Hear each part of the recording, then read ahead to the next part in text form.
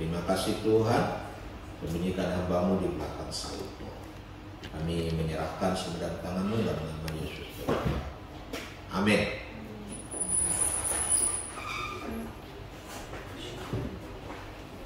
Baik, mari kita buka firman Tuhan di dalam kitab Mazmur pasal 62. Kitab Mazmur pasal 62 ayat pertama dan ayat kedua.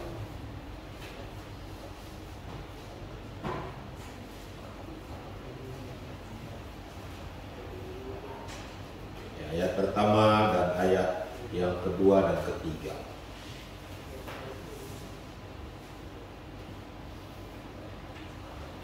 Mari kita baca bersama-sama, saudara-saudara. Judulnya Perasaan Tenang Dekat Allah. Kita baca bersama. 1, 2, 3. Untuk pemimpin biduan menurut berutun Mazmur Daud. Hanya dekat Allah saja aku tenang. Daripadanya lah keselamatanku. Hanya dialah gunung batuku dan keselamatanku, kota bentengku, aku tidak akan goyah.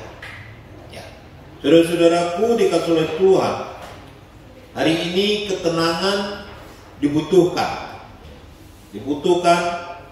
oleh manusia. Dan ketenangan itu sangat penting dalam kehidupan manusia.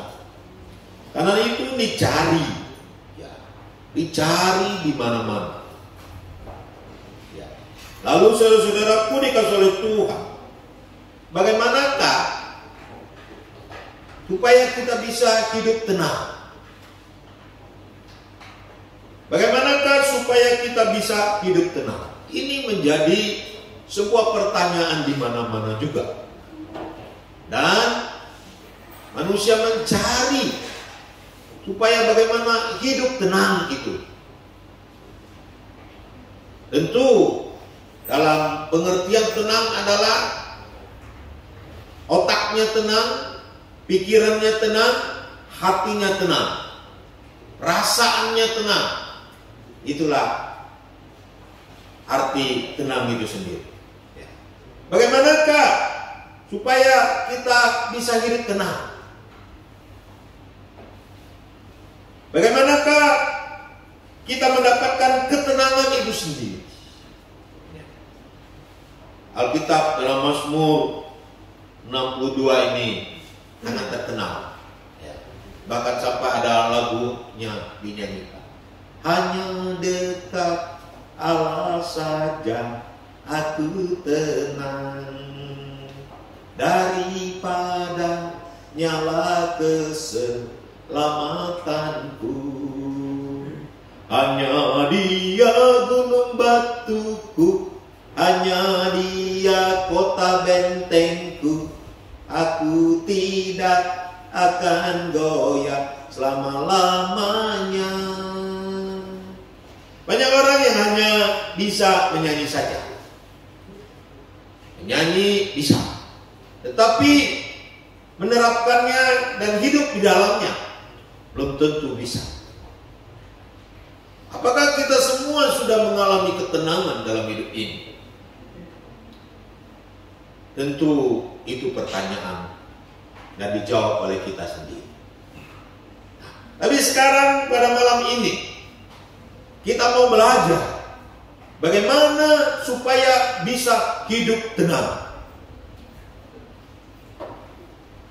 Pemazmur Daud memberitahukan kepada kita melalui kebenaran firman Tuhan bahwa hanya dekat Allah saja aku tenang. Hanya dekat Allah saja aku tenang. Kita tahu Daud dalam menuliskan ini semua, dia sudah mengalami akan banyak kehidupan. Tetapi dia berkata, hanya dekat Allah saja aku tenang. Ketika dia masih menjadi seorang pemuda, Ia menjaga kawanan domba ayah-ayahnya. Dia menghadapi banyak tantangan, menghadapi musuh-musuh yang berupa binatang buas yang mau memakan akan ternak domba-domba yang dijaga. Tapi Daud berkata, hanya dekat Allah saja aku tenang. Walaupun dia mempunyai keahlian, kemampuan untuk mengalahkan para binatang-binatang ini, tapi dia tetap berkata, hanya dekat Allah saja aku tenang. Kita tahu ketika Daud berhadapan dengan Goliat, secara manusiawi tentu Daud ada ketakutan. Secara manusiawi tentu ini menjadi sebuah tantangan yang berat, yang hebat atas Daud. Tapi Daud berkata, hanya dekat Allah saja aku tenang. Ketika dia dekat dengan Allah, dia menjadi tenang.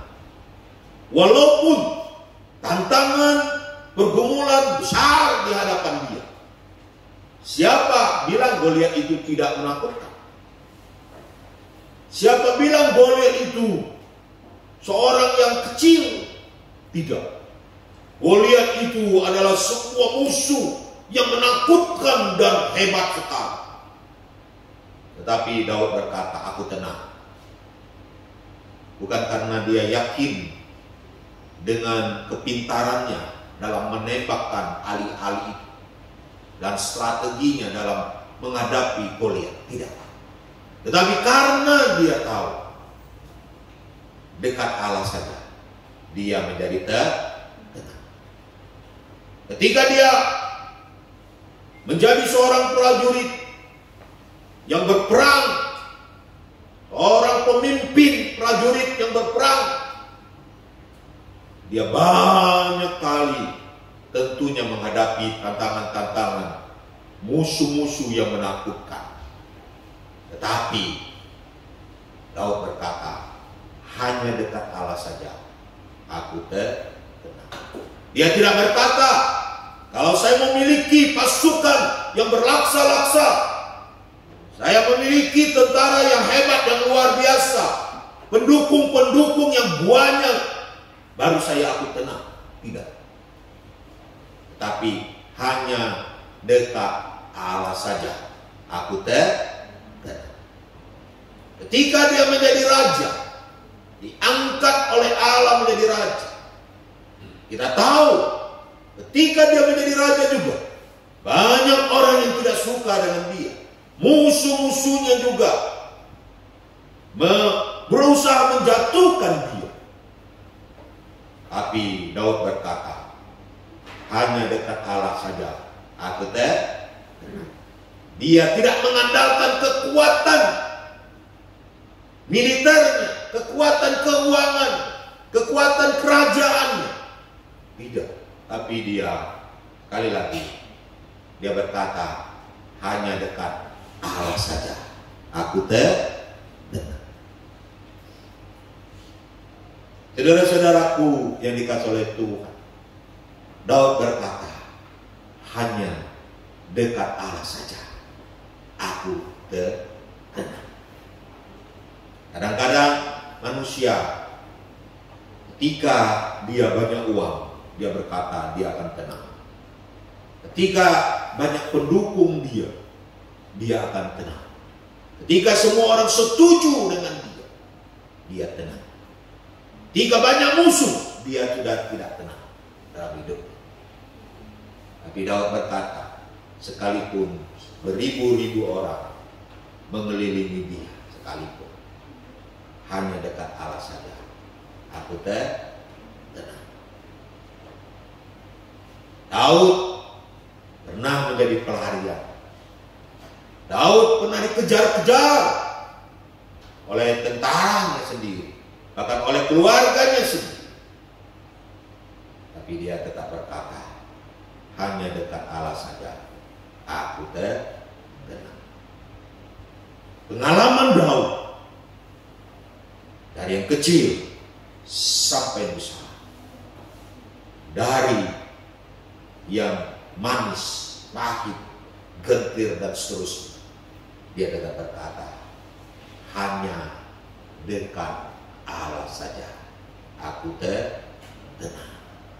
Bukan karena manusia dia tenang, bukan karena kepintaran dia tenang, bukan karena keuangan dia tenang, bukan karena keberhasilan dia tenang, bukan karena segala sesuatu tidak ada masalah dia tenang. Ada orang tenang kalau tidak ada masalah. Sekelilingnya kelihatannya enjoy semua, dia baru tenang. Tapi Daud berkata, hanya dekat Allah saja aku tenang. Beri semangat dulu. Saudara-saudaraku yang dikasihi oleh Tuhan, inilah komitmen Daud, iman Daud. Hanya dekat Allah saja aku tenang. Mengapa hanya dekat Allah saja aku tenang? Karena dikatakan dialah hanya dekat Allah saja aku tenang. Daripadanya lah keselamatanku, hanya dialah gunung batuku dan keselamatanku, kota bentengku, aku tidak akan goyah. Mengapa? Karena Allah adalah keselamatan dia. Artinya Allah adalah yang memberikan keselamatan bagi dia. Allah adalah sumber keselamatan bagi dia. Bukan manusia, bukan uang, bukan kekuasaan, bukan. Yang memberi keselamatan bagi dia adalah Allah itu sendiri. Allah yang menjadi penguasa alam jagat raya tidak mungkin gagal dalam memberikan keselamatan. Amin. Allah penguasa alam jagat raya enggak mungkin bisa dikalahkan oleh situasi apapun juga, oleh manusia manapun juga.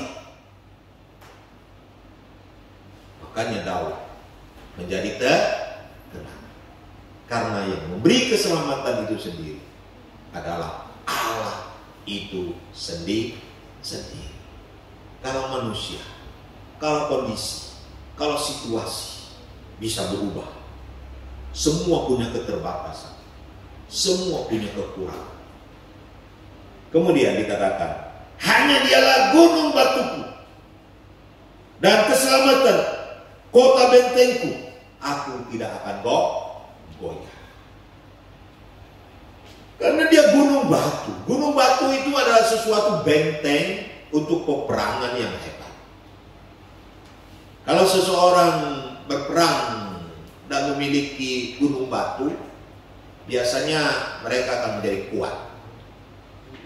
Karena gunung batu itu bisa menjadi tempat berteduh, tempat kalau ada panah, ada apa, itu bisa menghalangi. Ya. Sama dengan kota benteng. Kota benteng, jika kota benteng itu kuat, maka orang-orang di dalamnya menjadi tenang, menjadi aman. Karena kota benteng itu dijaga, kota benteng itu kuat, dan musuh tidak bisa mendekat. Musuh tidak bisa mendekat. Ya, kadang kita lihat film-film perang itu kan, ada benteng-benteng yang tinggi, dijaga, lalu hanya ada satu pintu saja. Pintu ini berusaha didobrak. Kalau pintu itu terbuka, maka musuh akan menghancurkan orang-orang yang ada di dalam benteng itu. Tetapi jika benteng itu dijaga dengan ketat, bahkan dengan kekuatan pasukan yang hebat, maka tidak ada satu musuh pun yang bisa mendekati benteng itu. Dan ketika dekat, akan dipanah, akan dihancurkan, dan sebagainya. Dan Daud berkata, Allah adalah kota bentengku. Jika Allah yang menjaga kita, siapakah yang dapat menghancurkan hidup kita? Amin. Jika Allah di pihak kita, kata Alkitab, siapakah yang bisa melawan kita? Bahkan sehelai rambut pun, jika Allah tidak izinkan jatuh, tidak akan pernah jatuh. Jadi jika Allah menjadi kota benteng kita, jika Allah berpihak kepada kita, jangan takut apapun juga dalam hidup ini. Dan jadilah tenang. Amin. Jadilah tenang. Makanya kalau Allah di pihak kita, kata Paulus, siapakah lawan kita? Tidak ada.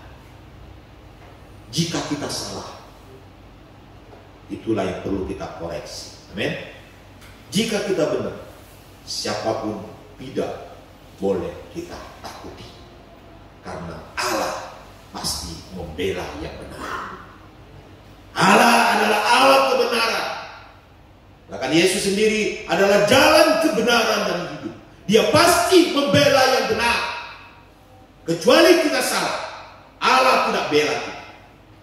Tapi jika kita benar, Allah pasti bela kita. Karena Allah adalah Allah yang benar. Dan jika Allah sudah bela kita, siapa yang mampu bertahan di hadapan kita? Kita pasti menjadi seorang pemenang. Bahkan Alkitab berkata, lebih daripada seorang pemenang. Beri semangat. Saudara-saudaraku yang dikasihi oleh Tuhan, kiranya firman Tuhan ini memberkati kita semua. Mari kita bangkit berdiri. Kita berdoa. Sebelum kita berdoa, kita nyanyikan lagu ini. Hanya dekat Allah saja aku tenang, daripada nyala kesedihan. Singar boleh maju ke depan. Hanya dekat Allah saja aku tenang. Kita semangat nyanyikan lagu. Ya.